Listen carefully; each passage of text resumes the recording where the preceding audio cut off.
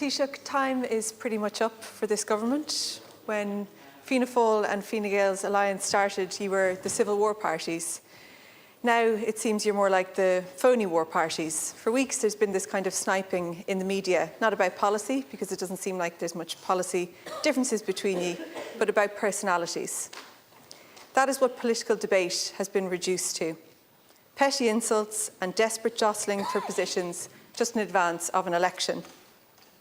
It's a fairly ridiculous end to what has been a disastrous government for so many people.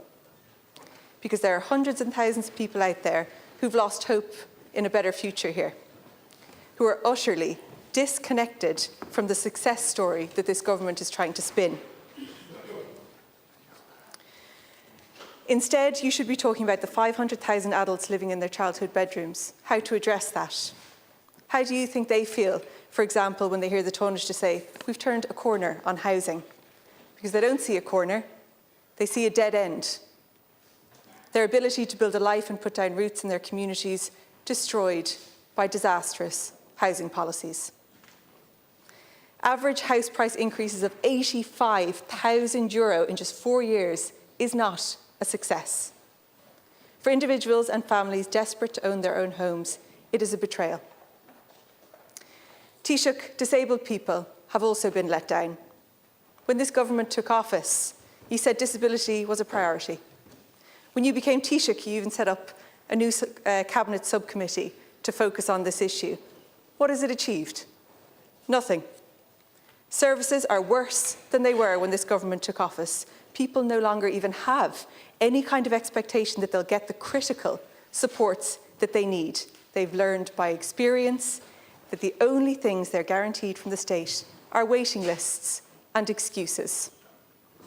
But you somehow still claim disability was a priority for this government. This is why the Social Democrats are making a full ministry for disability a deal breaker in any programme for government talks. Because we need the political weight of a ministry, the political will that has so blatantly been missing for so long. Until that happens, I don't believe that anything will change. Taoiseach, I'm sure that during this election campaign you'll insist that your plans in housing and disability and a whole range of other areas are working, or that somehow those plans will start working. That all you need is a bit more time, a few more years, and we'll begin to see the results. But we have been listening to the same lines from Fine Gael for nearly 14 years. Fine Gael have been in office for almost my entire adult life, and you've been a minister for most of that time. You've had more than enough time and more than enough money to address these issues, and you haven't. Why should anybody believe that Fine Gael will solve the crises facing the country when it is Fine Gael policy that has led us to them? Thank you, Deputy. Taoiseach, please.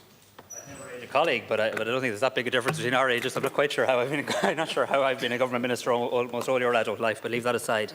And this government, you'd like to portray our record in a certain way. That's fine, that's your job, and I look forward to debating that on the campaign trail. But this is a government that steered the country through COVID, steered the country through the biggest inflationary crisis, has created jobs for people, has been able to give people back some of their own money, including additional child benefit payments as recently as this week, and has been able to make a range of measures that have made children's lives and parents' lives better, including the rollout of free school books and hot school meals. And now at a time when the risk of a transatlantic trade shock is rising, we have actually managed to set aside resources to make sure that my children never have to live through the austerity that our generation did. So I'm proud of much of the progress that we made. And also, when it comes to moving people out of their childhood bedroom, there's 50,000 people who have been able to avail of the Help to Buy scheme, a scheme that I don't think you support and that you'd pull the rug from under first-time buyers. You asked a very direct question.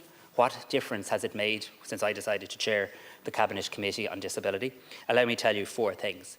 Firstly, we've ratified the optional protocol on the UN Convention, something that I know you feel strongly about. We got it done.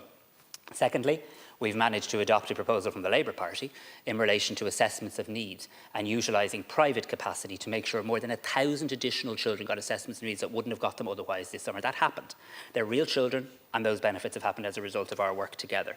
Thirdly, we've managed to start the process of putting therapists back in special schools. That work is underway. It's making a real difference. Not saying to a parent of a child with special needs you have to go from the school to a health waiting list, but actually putting the therapists in the schools, and we will continue to roll that out. And fourthly, under that Cabinet Committee on Disability, we've worked across government departments to expand the number of training places in Irish universities to make sure we train enough people to work in speech and language therapy, physiotherapy, occupational therapy, because no matter who's in government or what you call the department, you need more people to be able to work in this area. Let me say this though, I think your suggestion in relation to a dedicated standalone Minister for Disability has merit.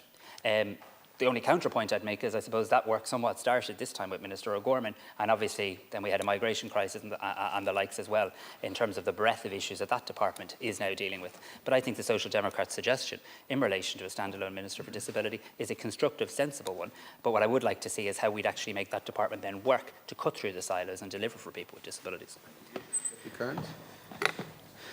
Taoiseach, the thing that I think is difficult for me to believe, or that I don't really buy, or that, to be honest, I think isn't really credible, is that somebody who was the Minister for Health with responsibility for disability, when nothing improved, when things got worse, who comes in as Taoiseach and sets up a cabinet subcommittee, when we've already had loads of committees and loads of reports, we know all the things that we need to do, and then when you're pointing at things that have happened, you say, oh, well, now we're offering more private solutions rather than investing in the public services we need to actually address disability services.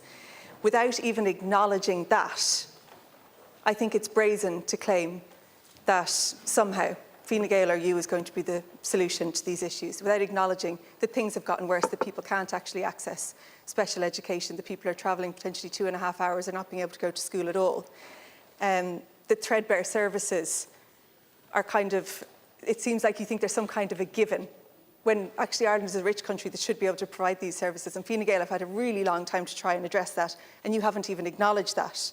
So I just hope that people see through the fact that this is a tried, tested and failed government on this issue and on housing, and that you can have all of the new energy in the world, but without any new ideas, nothing's going to change. So I'd say to people at home, because I think we're all hearing at the doors, some people feel despondent, like there is no other choice. This election is about choices, and we can choose differently, to choose to vote for parties that will invest in public services, not splash the cash around in a giveaway budget to try and buy an election, to invest in services like these. And I hope people will use their choice.